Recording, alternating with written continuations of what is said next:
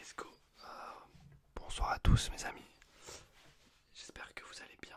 J'espère que vous avez passé une très très bonne journée. Euh, Aujourd'hui on se retrouve pour une petite vidéo comme promis.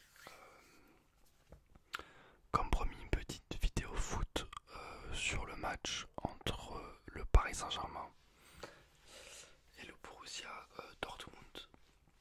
Donc le Paris Saint-Germain, donc on a perdu 1-0. Alors, sincèrement, je pense que là, tous les supporters parisiens doivent être au fond du trou. Comme d'habitude, on va dire, on a un peu l'habitude. Mais c'est vrai que là, ça fait très très très mal. Alors, je sais pas si le son va être correct, mais on va essayer. Je suis désolé pour les bruits de fond. Donc là, je pense que, ouais, là, ça fait très très mal la défaite.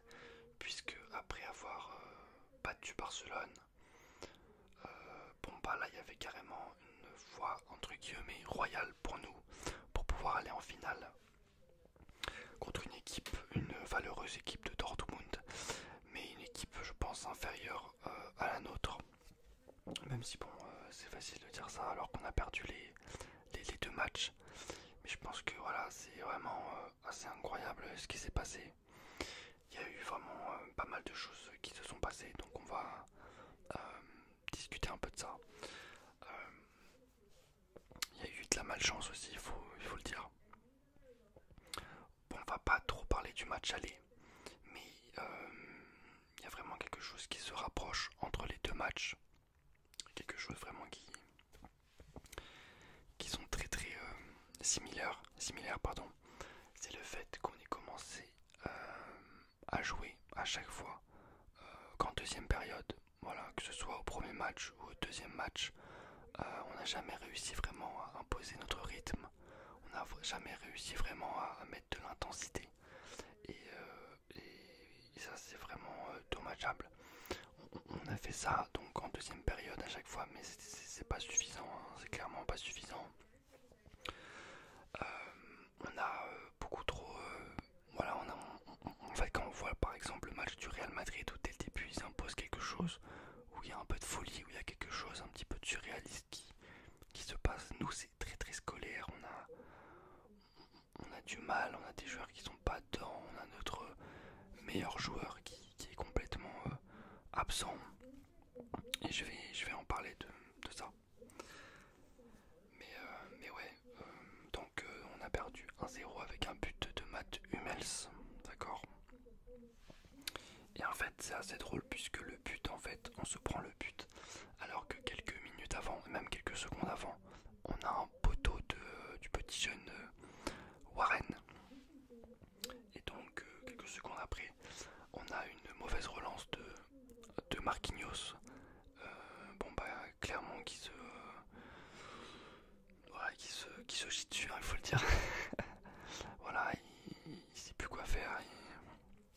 Il balance un vieux ballon à Donnarumma, et Donnarumma on sait que c'est pas le plus habile au pied.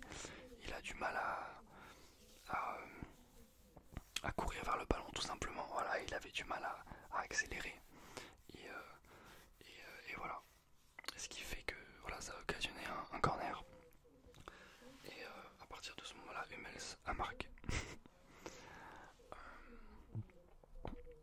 Alors en sachant qu'il y a eu beaucoup de poteaux, il y a eu deux barres, deux poteaux. Comme au match aller d'ailleurs, il y a eu aussi un poteau, voire ouais, deux poteaux de suite même au match aller. Donc c'est pour ça que pour moi il y a quand même une part de malchance. Même si finalement, voilà, si ces tirs-là sont allés sur le poteau, la transversale, c'est qu'il y a une raison. Mais voilà, on a vraiment, voilà, pour moi vraiment ce match, c'est un match vraiment qui permet de dire que le Paris Saint-Germain, voilà, c'est une équipe quand même qui manque de caractère et qui n'a pas vraiment de leader. Et voilà, même si Marquinhos a fait un bon match, bon bah voilà, à un moment important, bah il perd tout son sang-froid et il fait une erreur. On a Mbappé qui, bon bah voilà, encore une fois, fait un match catastrophique, sans relief. Enfin, j'ai même pas, c'est compliqué de pouvoir dire des mots sur son match. Il a strictement rien fait, hein. On l'a senti complètement apeuré entre guillemets, c'est-à-dire qu'il a pas pris ses responsabilités. Et heureusement que sur les autres matchs, heureusement que sur les matchs précédents, on avait des joueurs quand même avec un peu de personnalité comme Dembélé, comme Vitinha. Donc voilà, c'était extrêmement compliqué. D'ailleurs, par rapport à Mbappé, puisque moi Mbappé c'est mon joueur préféré, même si peut-être que vous n'avez pas l'impression, mais vraiment, c'est un joueur vraiment que j'adore, mais plus que j'adore, c'est une drogue pour moi Mbappé. Et donc de le voir comme ça, dans cet état-là, ça me fait vraiment très très mal. Et ça fait depuis 2 ans qu'il est comme ça, depuis sa prolongation en 2022. On a un joueur qui physiquement ne va pas bien du tout. Un joueur qui a pris pour moi un peu trop de poids. Alors est-ce que pardon, c'est ses origines camerounaises qui ressurgit. On sait que son père est un colosse très, très massif. Je ne sais pas. Mais en tout cas, ça ne va pas physiquement. Il a au moins 3 kilos en trop. Et Mbappé, voilà, on le voit, il fait plus aucune différence individuelle. Plus aucune vivacité. Voilà, donc j'espère que pour l'Euro ça ira mieux pour lui. Parce que là ça me fait un peu peur à vrai dire.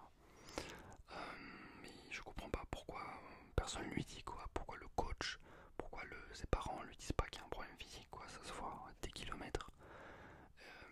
Voilà, et également il a un manque de motivation mais criant quoi, sincèrement putain, ça fait mal quoi. Tu vois un joueur qui a pas envie d'être là, tu vois un joueur qui court pas, qui défend pas, qui fait pas d'appel, qui fait rien. On a l'impression qu'il fait exprès, sincèrement, c'est incroyable. D'ailleurs, c'est le seul joueur du monde qui défend aussi peu. C'est le seul joueur du monde qui ne se donne pas à 100%. C'est. Je sais pas. Personne lui parle, tout va bien, mais ça fait peur. Voilà pour Mbappé. Et donc, voilà, moi il y a des joueurs quand même que je retiens comme Vitinha. Vitinha, très intéressant. Vraiment un joueur avec de la personnalité. Vraiment une très bonne personnalité. Ça se voit que c'est un mec qui se donne à fond, quoi. Voilà, tout simplement. Et c'est pour ça qu'il est aimé au Paris Saint-Germain. C'est que voilà, c'est un joueur qui se donne à fond sur le terrain. Et on le voit. Dembélé aussi. Dembélé, il essaye. C'est pas parfait, mais il se donne à fond. On le voit. Voilà. Mais donc voilà, moi je retiens quand même Dembélé. Barcola. Alors pas sur ce match-là forcément, mais plutôt pour ce qu'il a fait lors de sa campagne européenne, pour sa première campagne européenne comme ça. Marquinhos, je trouve qu'il a été bon, surtout au match aller. Après, il y a des joueurs un petit peu compliqués comme Fabien Ruiz. C'était un petit peu compliqué pour lui. Ramos, j'ai trouvé qu'il avait fait dans le pressing. Franchement, ça fait plaisir de voir un joueur comme ça, quoi. Putain. Par contre, effectivement, il a eu 2 occasions. Il aurait dû cadrer au moins. Il n'a pas pu cadrer ses 2 frappes. Mais bon, moi personnellement, je pense que voilà, personne lui en veut. En vrai, il a fait son taf, il a fait une bonne saison, je trouve, par rapport au temps de jeu qu'il a eu, tout simplement. Mais ouais, quel dommage, quoi. Quel dommage de pas pouvoir aller en finale, quoi. On se dit, mais c'est impossible. Mais on se dit, c'est entre guillemets le karma du fait que le Paris Saint-Germain travaille très mal depuis 10 ans, quoi. C'est pas possible, il y a un truc qui se passe. C'est assez incroyable. Bon, donc voilà, c'est tout ce que j'avais à dire sur le match. N'hésitez pas dans les commentaires à me parler de tout ça. Et d'ailleurs, Mbappé, bon, il va aller au Real Madrid, pardon, pas de Madrid. Et c'est assez marrant puisque lui qui voulait aller un petit peu en tant que sauveur entre guillemets, en tant que superstar, là ça va être un peu plus compliqué vu que Vinicius prend vraiment de l'ampleur et vu que le Real va peut-être gagner une 15e Ligue des Champions. Donc c'est assez marrant à vrai dire. Après comme je l'ai dit moi, Mbappé c'est voilà, il a le même entre guillemets, il a le même âge que moi en fait, 25 donc voilà, je suis né en 98. Donc finalement il y a quelque chose, une connexion qui se crée entre nous deux. Et franchement ça me fait mal de le voir comme ça. Faut qu'il refasse une préparation physique, là ça fait peur en vrai. Euh, mais bon, en vrai j'ai quand même confiance en lui. Donc on va voir. On va voir ce qui va se passer, j'ai hâte de voir la suite, hein, tout simplement. Et pour le PSG, franchement, compliqué, on va voir ce qui va se passer.